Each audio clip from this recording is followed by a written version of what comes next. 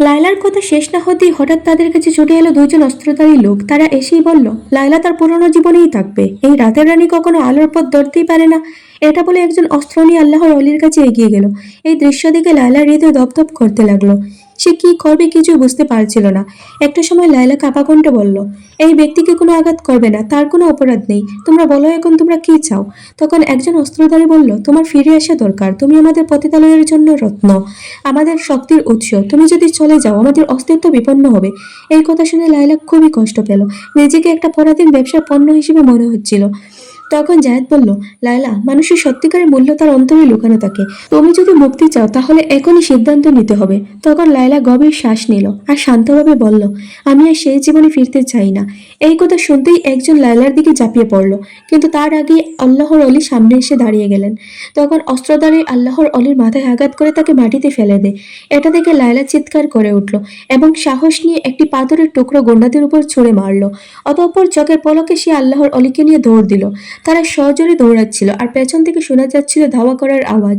কিন্তু লায়লার মনে এখন শুধু একটাই কথা, আমি মুক্তি চাই। এক পর্যায়ে তারা একটি পুরনো বাড়িতে আশ্রয় নিল। আল্লাহর অলির কপাল থেকে রক্ত ঝরছে, কিন্তু তার চোখে ছিল প্রশান্তি। তিনি ক্লান্ত গলায় বললেন, লায়লা, তুমি তোমার প্রথম যুদ্ধ জিতে গেছো। তখন লায়লা হাঁপাতে হাঁপাতে বলে, কিন্তু আমার পথ তো এখনো শুরুই হয়নি, না জানি আরো কি কি পরীক্ষা রয়েছে আমার জন্য। তখন জায়েদ মৃদু হেসে বললেন, এটাই তো আসল কথা, পথিকের যাত্রা কখনো এত সহজ হয় না।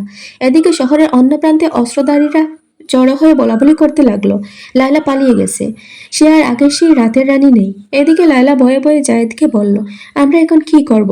তখন জায়েদ বললেন, তোমাকে শহর ছাড়তে হবে, কিন্তু এই অন্ধকার শহর তোমাকে যেতে দেবে না এত সহজে। এটা শুনে লায়লা এক মুহূর্তে চুপ করে থাকলো, তারপর বলল, কিন্তু আমি কোথায় যাব, আমার তো এই দুনিয়ায় কেউ নেই। তখন জায়েদ বললেন, আল্লাহর দরবারে যার কেউ নেই সেই সবচেয়ে শক্তিশালী। আল্লাহর উপর আস্থা হারাবেন না, তিনি ওয়াদা দিয়েছেন কেউ যদি তার রাস্তায় যাওয়ার জন্য চেষ্টা করে তাহলে তিনি অসংখ্য রাস্তা খুলে দিয়ে সাহায্য করবেন। অতঃপর তারা রাতের বেলা শহর ছাড়ার জন্য বের হয়ে গেল, কিন্তু কিছু দূর যাওয়ার পর দেখলো সামনে অস্ত্রধারীরা পাহারা দিচ্ছে। লায়লা ভয়ে কাঁপছিল। তখন জায়েদ অভয় দিয়ে বললেন, ভয়ের কিছু নেই, শহরের একটি সুড়ঙ্গ গোপন পথ রয়েছে, এই ব্যাপারে সবার জানা নেই, আমরা এই পথ দিয়েই পালাবো, তুমি অযথা ভয় পেও না। তখন লায়লা মুচকি হেসে বলল, কিসের ভয়, আপনি যেহেতু আছেন তাই ভয় পাওয়ার কিচ্ছু নেই, তবে যেভাবেই হোক আমি মুক্তি চাই। অতঃপর তারা সুড়ঙ্গ পথ দিয়ে চলতে লাগলেন। এভাবে চলতে চলতে তারা সুড়ঙ্গ পথের এক পাশে গিয়ে দেখলো সামনে বিশাল বড় লোহার দরজা, যা কেবলমাত্র বাহির থেকে খোলা যায়। এটা দেখে লায়লা নিরাশ হয়ে বলল, এখন কি হবে। তখন আল্লাহর অলি বিসমিল্লাহ বলে দরজায় হাত রাখলেন, লায়লাকেও রাখতে বললেন। তখন দরজা তপাস করে খুলে গেল আর তারা বের হয়ে আসলেন। কিছু দূর যেতেই লায়লা পেছন থেকে একটা আওয়াজ শুনতে পেল। পেছনে তাকিয়ে দেখলো অস্ত্রধারীর একটা তীর জায়েদের দিকে ছুটে আসছে। লায়লা তখন জায়েদের সামনে পড়ে তীরটা নিচের বুকে নিয়ে নিল। তখন লায়লা দপাস করে মাটিতে লুটিয়ে পড়ল। জায়েদ তখন চিৎকার করতে লাগলো। ঠিক তখনই সেখানে কয়েকজন অজানা মানুষ এসে হাজির হলো। একজন জায়েদের কাঁধে হাত রেখে বলল, তোমরা সত্যের পথের যাত্রী, তাই আল্লাহ আমাদের পাঠিয়েছেন তোমাদের সাহায্য করার জন্য। অতঃপর তারা লায়লা ও জায়েদকে একটা বিলাসবহুল বাড়িতে নিয়ে গেল। লায়লার চিকিৎসা হলো, সে সুস্থ হয়ে উঠল ও তারপর সে সেখানে মানুষের কাছ থেকে আল্লাহর বাণী শোনার জন্য ইচ্ছুক হয়ে উঠল।